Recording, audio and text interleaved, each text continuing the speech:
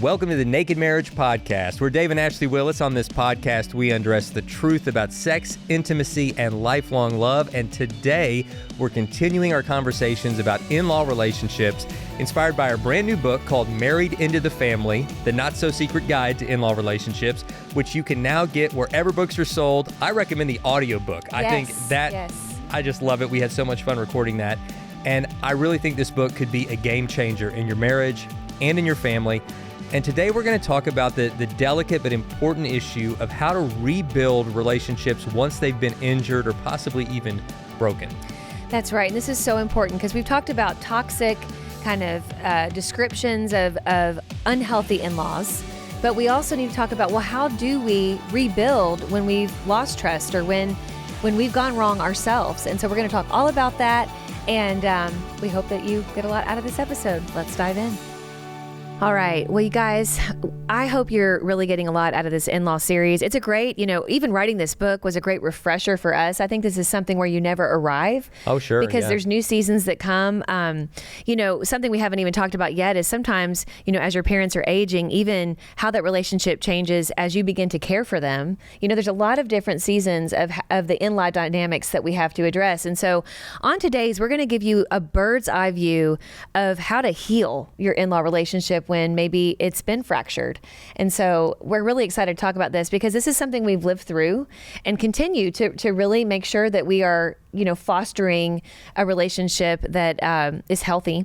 And so we want to talk about, like, if you feel like you listen to the 5 toxic traits in in-laws, you're totally agreeing with, yes, this is a hard thing to navigate, but you're like, Dave and Ashley, what do we do to make things better? And we want to give you some practical tools to do that. Yeah, first off, we just want you to know you're not alone. Yes. And you can get through this because we went through a time that Ashley just alluded to that things were so difficult with some of these relationships that it was the toughest thing in our life by far. I mean, it was the dark cloud hanging over us at all times, and it felt hopeless. It felt like it's always going to be this way. There's always going to be this tension. We're never going to have peace and joy in these relationships. Which we so desperately wanted. And I think, honestly, they wanted too. We were just all coming at it from these different mindsets, and we didn't know how to find that common ground. But we got there. Thank God we got there. And now, I mean, I can honestly say, like, every relative we have on both sides of the family, we genuinely enjoy, not just love them, because love isn't a feeling, it's a commitment. We already had that, but enjoy them. We enjoy being together, and you can get there too. And that's a big reason why we wrote this book, Married into the Family. And that's what these episodes are all about. So it's hard to give kind of a one-size-fits-all how to bring healing because every situation is different. Right. And the kind of the levels of woundedness are different. The healing, just on your body. If you get a scratch on your hand, you heal it with a Band-Aid. Whereas if your arm gets severed, that's a different kind of healing. There's different levels, right? We know that physically, but relationally, it's the same. Like if there's just been some minor wounds that have happened, that's one thing. But what do you do in those situations where there have been some deeply hurtful things said or done, some big breaches of trust, where maybe you had to put boundaries in place or even kind of separate from that person completely for a time just to create some healing? And then how do you navigate a road back to having a relationship with them? And where do you start? And there's so many different kinds. I think about my own grandmother, Ruth, my Grammy, who just passed away a year ago. She was almost 90. We love and miss Grammy. But her mother-in-law, my great-grandmother, who's a woman that I also, knew and loved, their relationship was really tense. And the reason why is because my grandmother, Ruth, was the first one to marry into that family. She married my great-grandmother's oldest son, so she was the first daughter-in-law. My great-grandmother came from a very rigid background in terms of her religious conviction. Right. She didn't believe women should wear makeup. She, just believed in like long dresses, no makeup. Like she had a bunch of rules, just a bunch of rules for everything. And Grammy, she came from a family culture where, she loved the Lord, but she came from a Methodist family where it's like, she wore just Yeah, normal she clothes. wore makeup and was a cheerleader, and dressed fashionably and all these things. A beautiful woman at that. A beautiful woman. Yes. And my great grandmother, from the beginning, really made her feel like just a hussy, to use one of the old words that they would use. Right. Like it's cheap and it's tacky, and made her not only feel not welcomed, but really, rejected, just because of, her being who she was. And Grammy had such a wonderful heart and a pure faith and all these things, but she entered into this family culture where her mother-in-law instantly, made her feel unwelcome. And we talked about some of those things last time. And again, my great grandmother was coming from a place of her own convictions, but she let her convictions turn into judgmentalism, which is never okay. And it created tension kind of throughout their life. And I think in later years there was some reconciliation there. But I just kind of throw that story out because I saw the pain that caused my grandmother, even as an older woman. Even after my great grandmother had passed away, there was still woundedness that came from feeling rejected, from feeling like I never was really accepted into the family. And so when we can make it our mission to make sure that, we're not dying with these things undone. Right. We're not going to die and leave a legacy of any kind of brokenness, or our own misguided convictions or pride, allowing there to be woundedness that's not resolved. We've got to go first sometimes to be the one to say, listen, I'm sorry. Right. And that's the first step in healing any relationship, I think, is often just doing the self-assessment and saying, what is it that I've done here to contribute to this, and how can I apologize for it? Like, I'm sorry for the attitudes that I've had. I'm sorry that I did this or that. And I just want you to know, like, I love you. I respect you. I know we're different people. We have different convictions. But I want you to know I love and respect you and feel a deep sense of loyalty to you as part of this family. And right. we need to make sure that we're saying those things. We do, and saying it is important, but I also think we have to follow it up with actions. Yeah. Because I think a lot of times why we have a fractured in-law relationship is usually because trust has been broken. Like, we feel like they're going to go talk about us behind our back, just like with Grammy's mother-in-law. She felt like this woman's going around talking about me to her friends and people in town, and it's just, even if you don't know those people, it's just hurtful to know you're being talked about in a negative way. Yeah. And so yes, we need to go and say those things, but also being willing to be with each other. And I know this can be awkward when the trust has been broken. And I think it's important, though, to really bring yourself out of the comfort zone and to try to be that olive branch, that is saying, like, let's give each other a chance. Like, you married someone I love, and so I know they love you.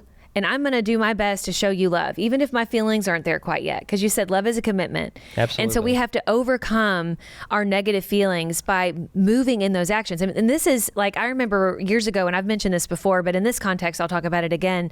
In my counseling, when I was going through my anxiety and depression, I would always talk about, like, well, I feel this, or I thought this. And she'd say, like, listen, your thoughts are important, and God can renew your mind and replace those negative thoughts and assumptions with his truth. But before you get there, take the actions are the right actions to do, and they will be like train tracks for your mind. That's good. Because your actions are going to lay those train tracks, and then your mind will follow.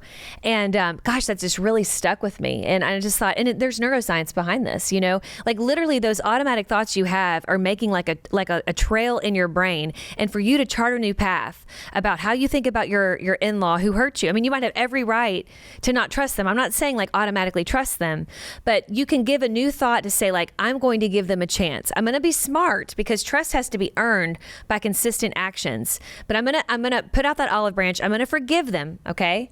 And allow them to re-earn my trust, but I'm not going to let these thoughts get the best of me, because, we have to take those actions to go to that person and spend time with them, like give them a chance. And sometimes, it's really awkward at first. Like, I'm going to own that. Like, it can be the most awkward experience where you're like, yeah. How did these people raise my spouse? Like, right. How did my spouse come from this crazy not family? My favorite. Yeah. Like, they're crazy. They're not fun. And you can start having those thoughts again, but you can reckon with yourself and say, God, help me. I love my spouse.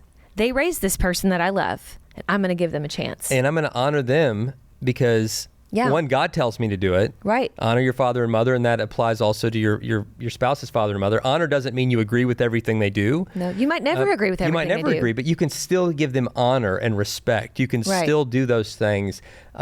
Just be courteous, be respectful, see the best in them. And on the flip side, you can do that as parents, honoring your like you said, your daughter or son's spouse. You can do the same thing.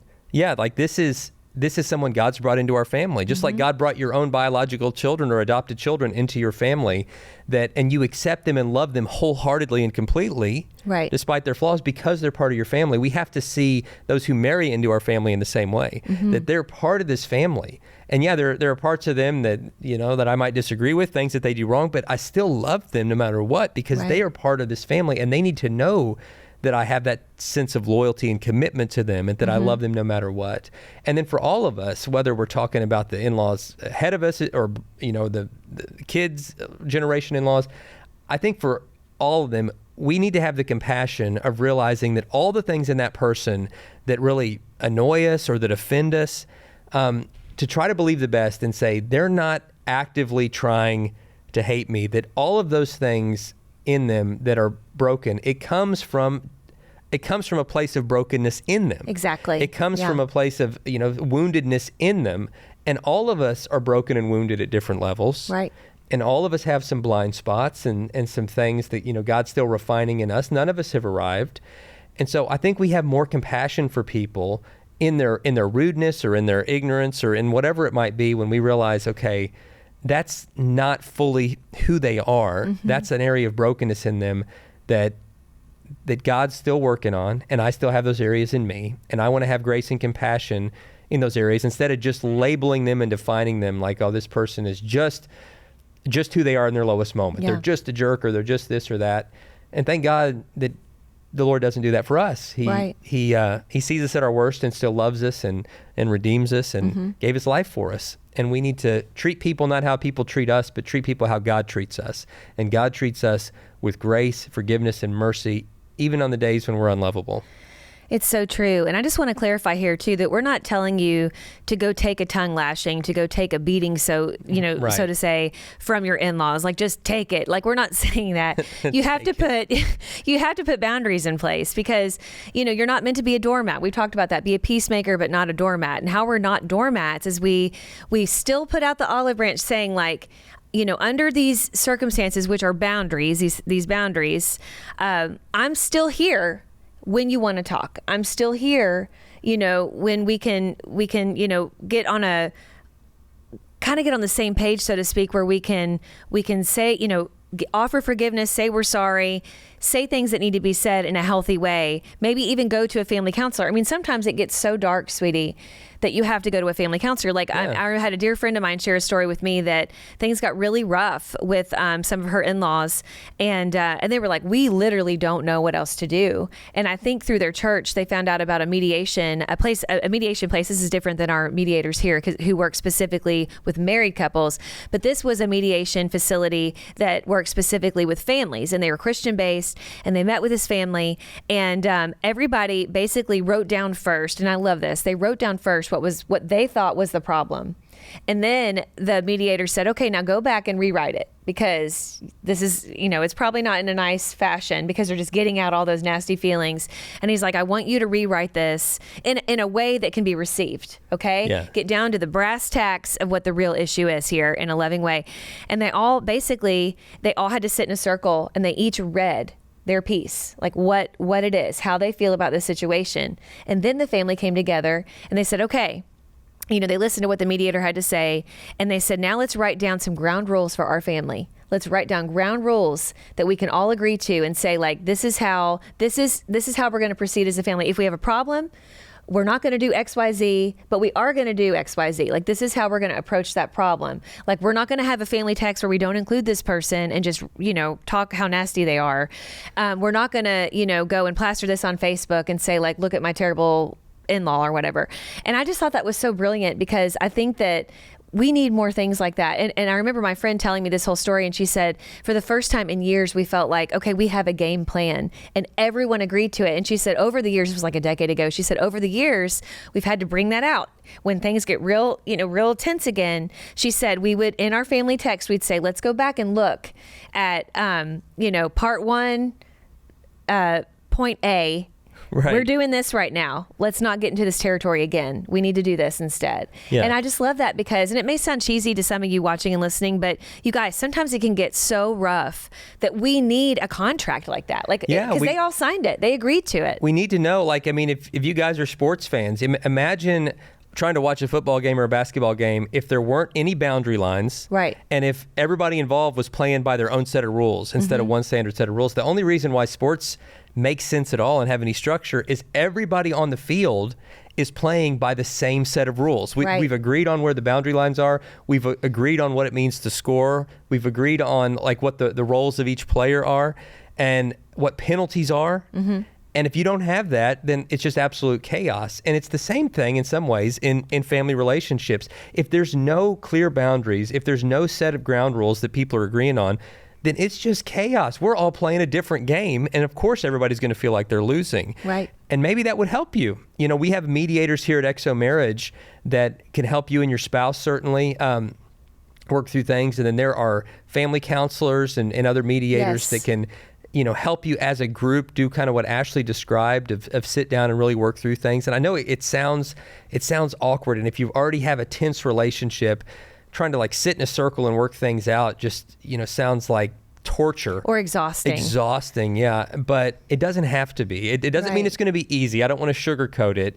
But it's going to help you move past these areas where you're stuck. Right. You don't have to stay stuck is the thing. And if you're willing, sometimes just getting to the other side of your comfort zone and doing something that feels a little uncomfortable now might be the very thing to help you get to a permanent place of health.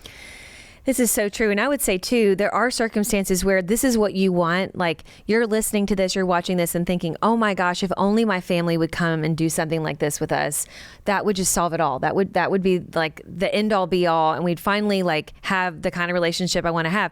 But I know and have from experience, I know that sometimes you're just going to have family members that will never do that with you. It's true. They will not. They have maybe just say no. They'll say no. We don't need that. Maybe they think they don't need it. Maybe there's a stigma attached to going to a mediator or counselor.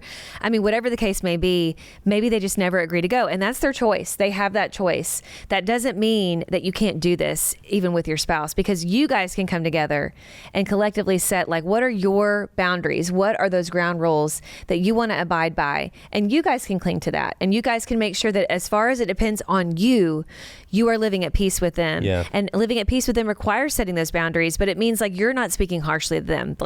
That instead of allowing a phone conversation or maybe a conversation in person to get to the point of people cussing at each other or yelling at each other, that you say, listen, we're going to come back together. We are going to go ahead and leave because we don't want to say something that we would regret, and we certainly don't want to hear something from you that we know is going to really be hurtful and you're going to regret. And so let's come back to this. And we can do that. That's one of the things we can do to make sure that we can maintain peace.